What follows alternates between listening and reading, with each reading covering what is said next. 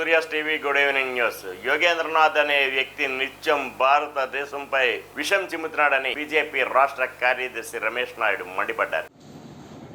రాయలసీమ ప్రాంతం నుంచి వచ్చినటువంటి నేను నా అనుభవపూర్వకంగా చెప్తున్నా, గ్రామాల్లో ఫ్యాక్షన్ గొడవలు జరుగుతున్నటువంటి క్రమంలో రెండు వర్గాల వారు కాదని తటస్థంగా ఎవరన్నా ఉంటే ఏదో ఒక వర్గం వారు ఏదో ఒక జరిగినటువంటి సంఘటనలో ఆ న్యూట్రల్గా ఉన్నటువంటి వాళ్ళను కూడా తీసుకొచ్చి ఆ పక్కనో ఈ పక్కనో ఉండే విధంగా ముద్ర వేసేటువంటి ప్రయత్నం చేస్తారు. దాని అనుగుణంగా కేసుల్లో ఎక్కిస్తారు.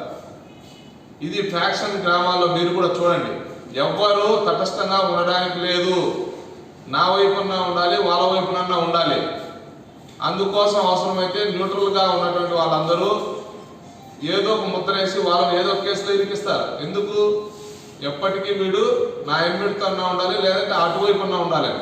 అట్లాగే ఈ రాష్ట్రంలో ఉన్నటువంటి వాళ్ళందరినీ కూడా సొంతంగా ఉన్నటువంటి తన పార్టీ కార్యకర్తలు సైతం రేపు జారిపోతారేమో ఓడిపోయిన తర్వాత అనేటువంటి ఉద్దేశంతో ఉద్దేశపూర్వకంగా గొడవలు క్రియేట్ చేసి వాళ్ళ మీద కేసులు నమోదయ్యే విధంగా అలాంటి గొడవలు పెద్ద ఎత్తున సృష్టించే విధంగా తెలవకుండా దాంట్లో ఆ ప్రమాదంలో తన కార్యకర్తలందరూ జారుకునే విధంగా వీళ్ళే క్రియేట్ చేస్తున్నారు. మరొక వైపు ఆర్థికంగా కూడా చిక్కుకుపోవాలి. ఆర్థికంగా పరిపుష్టిగా ఉంటే కూడా వాళ్ళు గొడవలు చేయరు, రేపు పార్టీ జెండా పట్టుకోరు. కాబట్టి ఆర్థికంగా చిక్కుకుపోవడం కోసం పందాలు పెట్టుకునే విధంగా ప్రోత్సహిస్తున్నారు. ఓటమి తెలిసిన తర్వాత కూడా తన పార్టీ గెలుస్తుందని చెప్పి, లేకపోతే తన పార్టీకి సంబంధించి 9వ తారీఖు విశాఖపట్నంలో ప్రమాణ స్వీకారం చేయబోతున్నామని చెప్పి, అక్కడంతా కూడా హోటల్స్ ఆల్రెడీ బుక్ అయిపోయాయని చెప్పి, విమానాలు కూడా ఛార్జీలు పెరిగిపోయాయని చెప్పి ఇష్టం వచ్చేట్లు విష ప్రచారం చేస్తున్నారు. ఈ రోజు కూడా మీరు కావాలంటే మేక్ మై ట్రిప్లోకి పోయి చూడండి. విమానాలకు సంబంధించినటువంటి సాధారణమైనటువంటి రేట్లు మాత్రమే ఉన్నాయి. ఏ ప్రాంతానికి సంబంధించి ఎక్కడికి వైజాగ్ పోవాలనుకున్నారు, తిరుపతి నుంచి వైజాగ్ కానీ, లేకపోతే హైదరాబాద్ నుంచి వైజాగ్ కానీ, కడప నుంచి వైజాగ్ కానీ ఏ ఫెయిర్ తీసుకున్నా ఉన్నటువంటి రేట్ ఎంతంటే ఆవరేజ్ 4,492 రూపాయలు. ఎన్నికల ఖైదీలకి పల్నాడు జిల్లా జైళ్లు సరిపోవటం లేదని ఎస్పీ మల్లికా ఖార్గే తెలియజేశారు. మన మీద ఒక పెద్ద క్వశ్చన్ మార్క్ ఉంది. ఆ క్వశ్చన్ మార్క్ క్లియర్ చేయడానికి మనకి టైం వచ్చింది. మనం ఇప్పుడు చూపించాలి that how strong Palnadu police can be. కి ఇక్కడ నరసరావుపేటలో పల్నాడు డిస్ట్రిక్ట్లో పల్నాడు పోలీస్ ఉంటే ఎవరు ఏం చేయడానికి లేదు, ఏం క్రిమినల్ యాక్టివిటీ ఇక్కడ జరగడానికి లేదు. ఇది మనం ఇప్పుడు ప్రూవ్ చేయాలి అందరికీ. ఇక్కడ ఓన్లీ పీస్ఫుల్ ప్రాపర్ బిహేవియర్ జరుగుతుంది, అరాచకంగా ఇక్కడ జరగదు. ఇది మనం ప్రూవ్ చేయాలి, చూపించాలి. ఎవరికి ఇంత ధైర్యం ఉంటే బయట వచ్చి ఏదో గొడవ చేస్తే మనం వాళ్ళకి అసలు వదిలేము. ఎవరైనా ఎనీథింగ్ మన ఇన్స్ట్రక్షన్స్ ఎవరు ఫాలో చేయకపోతే, వాళ్ళు బయట వచ్చి గొడవ చేస్తే మన 144 కూడా ఉంది, ఇప్పుడు కూడా ఉంది. ఇప్పుడు పబ్లిక్ బెనిఫిట్ కోసం మనం ఇంత స్ట్రిక్ట్గా ఇంప్లిమెంట్ చేయట్లేదు. బికాస్ దానివల్ల చాలామంది innocent persons, small shop keepers ఉన్నారు, వాళ్ళకి చాలా నష్టం జరుగుతుంది. కాబట్టి మనం ఇప్పుడు రిలాక్స్ అయ్యాము. 1 జూన్ నుంచి మనం మళ్ళీ 144 సెక్షన్ ఇంప్లిమెంట్ గట్టిగా చేస్తాము.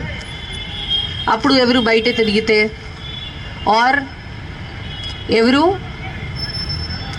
ఎనీ ఇల్లీగల్ యాక్టివిటీ చేస్తే, ఇక్కడ మద్యం తాగితే బయటే రోడ్ మీద రౌడీజం చేస్తే, ఇప్పుడు కూడా రోడ్ మీద rowdyism, any type of criminality ఎవరైనా చేస్తే క్రిమినల్ బిహేవియర్, అది మనం అస్సలు యాక్సెప్ట్ చేయము.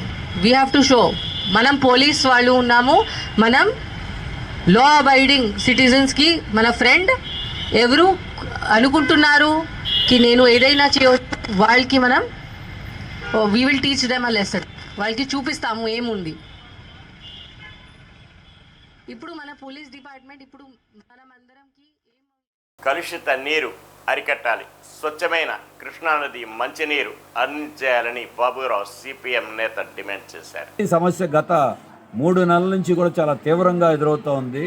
నీటి కొరత ఉంది, అలాగే మురుగునీళ్ళు వస్తూ ఉన్నాయి. ఇంకొక వైపున ఆ మురుగునీళ్ళే కాకుండా వాళ్ళ ఆరోగ్యాన్ని కూడా దెబ్బతీస్తూ ఉన్నాయి. ఏ ఇంటికి వెళ్ళినా సరే ప్రజాశక్తి నగర్లో ప్రతి వీధిలోనూ ఇటువంటి కేసులు బయటపడుతూ ఉన్నాయి.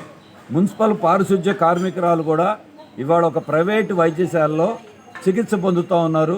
ఈ వాంతుల విరోచనాల తర్వాత కిడ్నీ వ్యాధులు కూడా దానికి ఇంకా ప్రబలినట్టుగా కూడా చెప్తా ఉన్నారు. మరి విజయవాడ నగరపాలక సంస్థ కళ్ళు మూసుకుని ఉంది. ప్రభుత్వం ఏమాత్రం కూడా స్పందించట్లేదు. ఏమడిగితే ఇది అతిసారు కాదు, ఆ జబ్బు ఈ జబ్బు అని కుంటి సాకులు చెప్తున్నారు. ఒకవైపున మొగలరాజపురంలో 4 చనిపోయారు, 100 మంది పైగా ఆసుపత్రి పాలయ్యారు. ఇవాళ ప్రజాశక్తి నగరు ఈ ఒక్క చోటే కాదు, విజయవాడలో అనేక చోట్ల నుంచి ఇటువంటి ఫిర్యాదులు వస్తున్నా సరే ఏమీ చల్లం లేదు. అసలు విజయవాడ నగర మేయర్ కానీ, వైసీపీ ప్రజాప్రతినిధులు కానీ, పాలకపక్షం కానీ ఏమైపోయారు వాళ్ళందరూ? కనీసం ఇటువంటి సమస్య ఉంటే ఎన్నికలు, ఓట్లు రంది మాత్రం రేపు ఎన్నికల్లో కౌంటింగు, ఫలితాలు వీటి గురించి ఎదురు చూస్తున్నారు. కానీ ప్రజల బాధలు పట్టించుకోవట్లా, ప్రజల సమస్యలు పట్టించుకోవట్లా, ఫిర్యాదుల మీద స్పందించట్లేదు. కార్పొరేషన్ ఎంతకాలం మంచినీళ్ళ ఛార్జీలు, నీటి మీటర్లు, ఇంటి పనులు వీటి గోల తప్ప ఇంకెక్కడా లేదు. మొన్నటిదాకా ఎన్నికల్లో వైసీపీ తెలుగుదేశం నేతలు కోట్ల రూపాయలు ఖర్చు పెట్టారు, హడావిడి చేశారు. ప్రజలకు ఏ ఇబ్బందులు వచ్చినా సరే ఎంతైనా ఇస్తామని చెప్పారు. ఇవాళ మాత్రం ఎక్కడ ఎవరు అడ్రస్ లేకుండా పోతా ఉన్నారు. మరి ఇప్పటికైనా సరే విజయవాడ నగర వ్యాప్తంగా ఈ మంచినీటి కలుషితమైన నీరు మీద తక్షణమే స్పందించాలి. టీములు ఏర్పాటు చేయాలి, నీటి పరీక్షలు చేయాలి. అలాగే మంచినీరు కూడా కృష్ణానది మంచినీరు అందరికీ ఏర్పాటు చేయాలి. దీని మీద ఒక అఖిలపక్ష సమావేశాన్ని కూడా ఏర్పాటు చేయాలని సిపిఎంగా డిమాండ్ చేస్తూ రాష్ట్ర ప్రభుత్వం కూడా విజయవాడ నగరంలో నీటి కలుషితం, అలాగే ఈ నీటి కొరత వీటి మీద తక్షణం రాష్ట్ర ప్రభుత్వం కూడా స్పందించాలని మేము డిమాండ్ చేస్తాం. బాణాసంచాలు పేల్చేందుకు పోలీసుల అనుమతి తప్పనిసరి. కౌంటింగ్ ఏజెంట్ల వివరాలు రేపటిలోపు స్థానిక పోలీస్ స్టేషన్లో ఇవ్వాలి. శాంతియుత వాతావరణంలో విజయోత్సవ సంబరాలు చేసుకోవాలి. భద్రతా వ్యవస్థ నడుస్తుంది కాబట్టి 6 నెలలంటే కూడా అన్ని చోట్ల చెకింగ్ జరుగుతుంది. కాబట్టి మీరు మీ వెహికల్ నంబరు, మీ ఏజెంట్, కౌంటింగ్ ఏజెంట్, తర్వాత ఇండిపెండెంట్ క్యాండిడేట్స్, వారి వెహికల్స్, వారి వెనకలు ఎవరెవరు వెళ్తున్నారు అనేటువంటి లిస్టు మాత్రం ఖచ్చితంగా మాకు రేపు అంటే ఈరోజు 31వ తారీఖు 3వ తారీఖు లోపల అందజేయాల్సిందిగా అభివృద్ధి చేస్తున్నాం. అట్లాగే బాణసంచాలు, ప్రొసెషన్స్, తర్వాత ఈ ఊరేగింపులు అన్నీ కూడా with permission of the police మాత్రమే జరగాలి. ఎందుకంటే 144 అమల్లో ఉంటుంది కాన్స్టిట్యున్సీ వైజ్ మొత్తం. కాబట్టి ఏదన్నా జరగాలనుకున్నప్పుడు ఖచ్చితంగా పోలీస్ పర్మిషన్ కావాలంటుంది. ముఖ్యంగా ఆ రోజు ఎలాంటివి కూడా 3, 4, 5, 6 వరకు కూడా ఎలాంటి కార్యక్రమాలు చేయకూడదనేసి వాటిని ఎన్షూర్ చేయమనేసి మాకు ఆదేశాలు ఉన్నాయి. కాబట్టి ఎవరు కూడా దయచేసి ఇండిపెండెంట్గా ఎవరు ఏ కార్యక్రమాలు చేయదండి. ఏదైనా ఉంటే కూడా పోలీస్ పర్మిషన్ తీసుకోవాలి. ఎనీ రిలీజియస్ కానీ ట్రెడిషనల్గా ఉన్నటువంటి ప్రోగ్రామ్స్ మాత్రం ఖచ్చితంగా మనం ఇన్ఫర్మేషన్ ఇచ్చి ఈ మన హనుమాన్ జయంతి ఇట్లాంటివి ఉన్నాయి కాబట్టి వాటికి మాత్రం ఖచ్చితంగా మనం ఇన్ఫార్మ్ చేసి వాటి కార్యక్రమాలు చేసుకోవడానికి వీలుంటుంది. కాబట్టి అందరికీ పోలీస్ తరఫున విజ్ఞప్తి ఏమంటే ఈ కౌంటింగ్ అయిన తర్వాత ఎలాంటి గొడవలు పాలు పంచుకోకుండా, ఎవరు కూడా దాడులకు పాల్పడుకోకుండా శాంతియుతంగా పోలీస్ సూచనలు పాటిస్తారని ఆశిస్తూ సెలవు తీసుకుంటున్నాను. వివాదాస్పద అంశాలు మాట్లాడలేను, ప్రస్తుతానికి ఇంతవరకే మాట్లాడగలను. ఇన్నాళ్ళు తోడుగా ఉండి ధైర్యం చెప్పిన శ్రేయోభిలాషులకి రుణపడి ఉంటాను. ఏబి వెంకటేశ్వరరావు. ఇదే ఆఫీస్లో మళ్ళా పోస్టింగ్ వచ్చి ఛార్జ్ తీసుకుంటున్నటువంటి తరుణంలో మీడియా మిత్రులు అందరూ వచ్చినందుకు మీ అందరికీ కృతజ్ఞతలు. అలాగే ఇక్కడికి వచ్చి నాకు అభినందనలు తెలియజేయడానికి వచ్చిన పురజనులు, స్నేహితులు, శ్రేయోభిలాషులు అందరికీ నా కృతజ్ఞత తెలియజేస్తున్నాను. ఈరోజు నా పదవి విరమణ రోజు కూడా అదే రోజున పోస్టింగ్ ఆర్డర్స్ తీసుకుని ఉదయం పదవి స్వీకరణ చేసి మధ్యాహ్నం పదవి విరమణ చేసేటటువంటి పరిస్థితి జరిగింది.